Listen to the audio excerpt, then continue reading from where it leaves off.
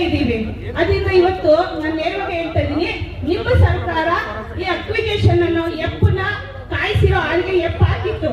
ಅದನ್ನ ಇವತ್ತಿನ ಸರ್ಕಾರ ಆ ಕಡ್ಡಿ ತಗೊಂಡು ಆ ಎಪ್ಪನ್ನ ಅಳ್ಳಾಡಿಸಿ ನಮ್ಮನ್ನ ಬೆಣ್ಣೆ ಅವ್ರು ತಗೊಂಡು ಮಜ್ಜಿಗೆ ರೀತಿ ಮಾಡ್ತಿದ್ದಾರೆ. ಇದಕ್ಕೆ ಕಾರಣ ನಾವೇನಾದ್ರು ಹೇಳಿದ್ರೆ ನಿಮ್ ಕುಮಾರಣ್ಣಲ್ವಾ ಮಾಡಿದ್ದು, ನಿಮ್ ಕುಮಾರಣ್ಣ ಮಾಡಿದ್ದು ಇದನ್ನ ಕೇಳ್ತಿದ್ದಾರೆ.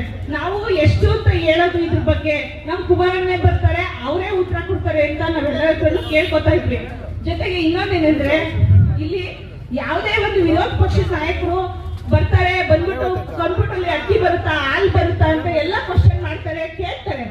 ಬೆಳಗಾವಿಲಿ 10 ದಿನ ಸದನ ನಡೀತು. ಯಾವತ್ತಾದ್ರೂ 1 ದಿನ ಎಷ್ಟು MLA MP ಗಳು ಎಲ್ಲರೂ ಹೋಗಿದ್ದಾರೆ, ಭಾಗವಹಿಸಿದ್ದಾರೆ.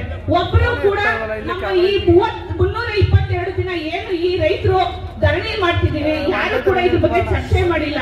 ಅಂದ್ರೆ ನಾವು ಕೇವಲ ಆಗ್ಬಿಟ್ಟಿದೀವಿ ಅಷ್ಟು ರೈತರು ಜನ ಅವ್ರಿಗೆಲ್ಲ.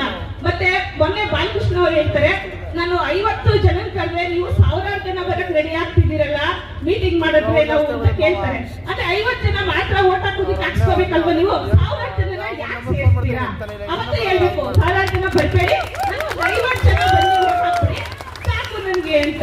ಅದೊಂದು ಇವತ್ತು ಬಿಗ್ ಬಾಸ್ ಅನ್ನೋ ಒಂದು ಶೋ ವಿನ್ ಆಗುತ್ತೆ. ಆ ವಿನ್ನರ್ನ ಒಬ್ಬ ನಾಯಕರು, ರಾಜಕೀಯ ನಾಯಕರು ಎಲ್ಲರೂ ಕೂಡ ಅವ್ರಿಗೆ ಸನ್ಮಾನ ಮಾಡೋದು, ಅವ್ರಿಗೆ ವಿಶ್ ಮಾಡೋದು ಪ್ರತಿಯೊಂದು ಮಾಡ್ತೀರಾ. ಅಂದ್ರೆ ಅವ್ರಿಗೆ ಗಂಟೆ ಕೊಡೋ ಟೈಮ್ನ ನಮ್ಗೆ ನಮ್ಮ ರೈತರಿಗೆ 10 ನಿಮಿಷ ಅಂತ ಯಾರು ಕೇಳ್ತಿಲ್ಲ. ಇವತ್ತು ನಾನು ಕಡೆಯದಾಗಿ ಹೇಳ್ತಾ ಇದೀನಿ, ನಾವು ಕುಮಾರಣ್ಣ ಅವ್ರನ್ನ ನಂಬಿದೀವಿ. ನಾನು ಇವತ್ತು ಸೆರಗೋಡೆ ಕೇಳ್ತಾ ಇದೀನಿ, ಎಲ್ಲಾ ರೈತರ ಪರವಾಗಿ ಕೇಳ್ಕೊತಾ ಇದ್ದೀನಿ, ನೀವು ನಮ್ಮನ್ನ ಉಳಿಸ್ಲೇಬೇಕು.